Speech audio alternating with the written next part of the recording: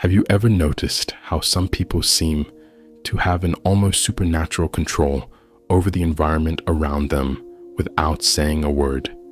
They don't shout, they don't beg, they simply withdraw. And suddenly, everything changes. The energy shifts. People start to question, to chase after, to feel. Now imagine if you did the same. If you stopped reacting immediately to everything. If you chose silence instead of the automatic response, retreat instead of explosion, what do you think would happen? That's where the point lies. When you stop being always available, emotionally, physically, psychologically, the world around you goes into crisis because people are used to controlling you through your reactions, through your impulses, through your predictability. But the day you choose to withdraw, the game changes, and those who thought they knew, you realize they know absolutely nothing about you. As Epictetus wisely said, we are not disturbed by what happens to us, but by our thoughts about what happens. Now think about this. When you become inaccessible, who really gets desperate? Who gets irritated? Who tries to provoke you just to elicit some emotion back? This reveals more about the other than about you, and it mainly reveals how much you are still being manipulated without realizing it. You keep giving yourself to please, to maintain peace, to not lose people who deep down were never really with you. And with every forced yes, every immediate response, every emotional reaction, you give away a piece of your inner peace. And at the end of the day, what's left? Tiredness, frustration, and emptiness you can't explain. But I'll tell you why. Because you are too available for those who don't deserve even a minute of your silence. This video is not about turning your back on the world. It's about choosing yourself. It's about learning what Stoicism calls self-mastery, the process of becoming whole, authentic, complete, by focusing on what is within your control. And this process begins when you understand that silence can be stronger than 1,000 arguments. That withdrawal, when it comes from awareness and not from escape, is an act of power. So I ask you now, looking into your eyes, how long will you continue to be controlled by the emotions of others? How long will you react like a puppet every time someone pokes your wound? Maybe it's time to cut those strings, to withdraw, to become a mystery.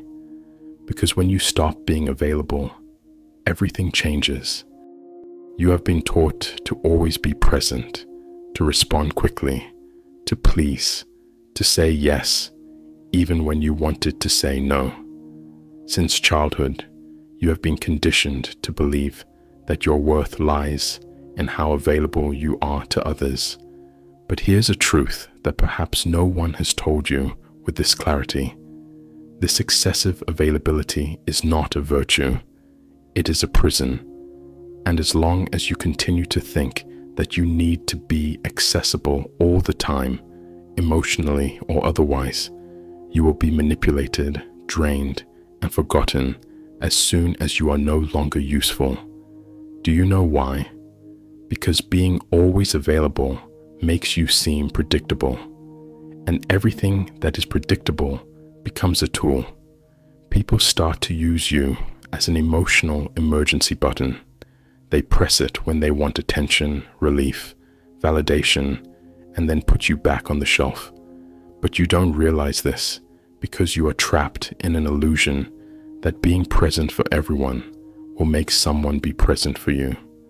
But it doesn't work that way. Stoic philosophy teaches us that seeking external approval and trying to control what is not within our power is the root cause of this excessive availability. You say it's okay when you are suffocating. You respond to messages immediately, even when you are exhausted. You explain yourself, justify yourself, defend yourself, as if you owe something to the world.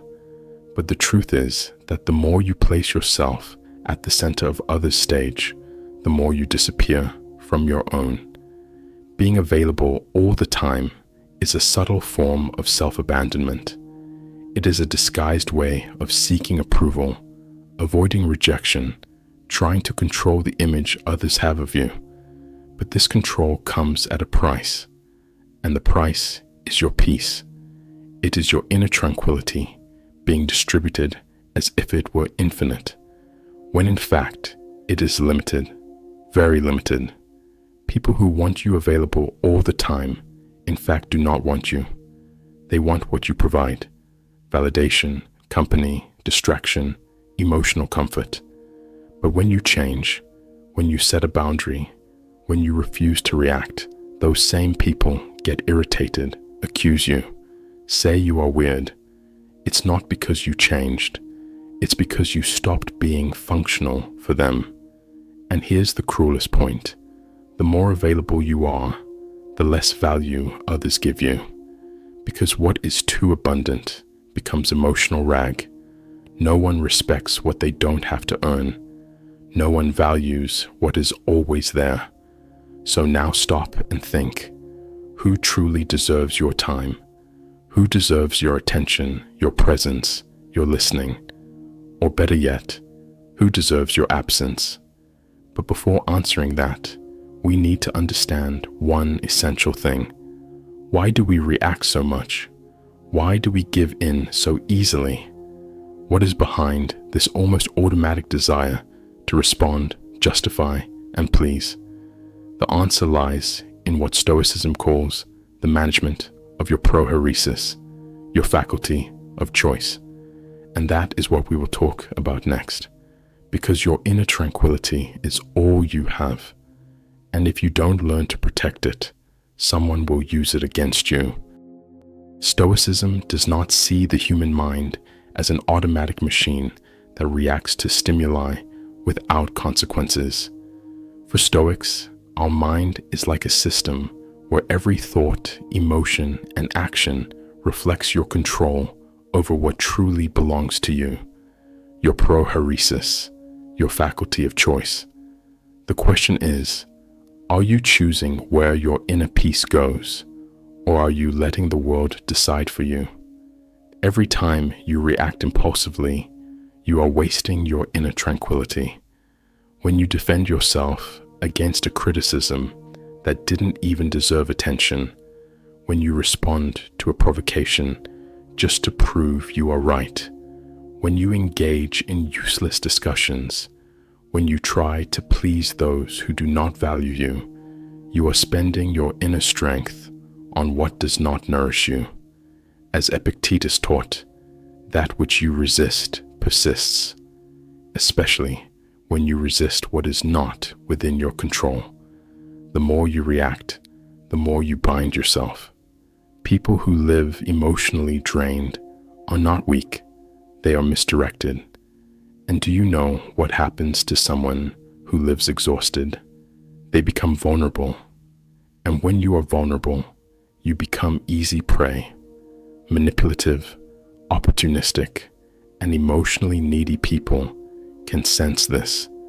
They notice that you do not know how to guard your inner peace, that you react to everything, that you're always trying to solve the world, and they take advantage of it. Stoicism teaches that a healthy mind knows how to maintain its inner citadel. This means knowing how to say no without guilt, knowing how to remain silent without feeling cowardly, knowing how to observe before acting. Because true power is not in reacting. It is in choosing when and how to act, focusing on what is within your control. And this is only possible when you know yourself well enough to recognize your own impulses and differentiate between what is up to you and what is not. How many times have you lost sleep over an unresolved conversation? How many times have you spent hours ruminating on what you should have said or trying to understand why someone treated you poorly? This is your inner peace being drained without return. You are keeping alive ghosts that should have died long ago and feeding dynamics that only exist because you insist on responding. Your inner tranquility is like a force field. When well guarded, it creates presence. You enter a room and command respect without saying a word. But when poorly managed, you become invisible, reactive, fragile, and the world has no mercy for those who give in easily. Therefore, start observing your own triggers. What makes you react automatically? What makes you lose your center?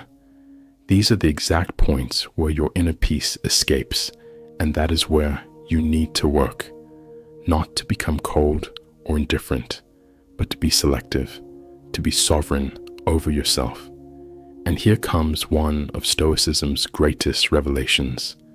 When you conserve your inner peace, you break the expectations that others place upon you.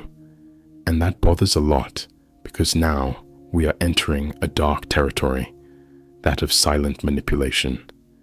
In the next part, we will explore how opportunistic people feed off your inner peace and why your unavailability completely disarms these games. Get ready to look into the eyes of those who have always drained you without you realizing it.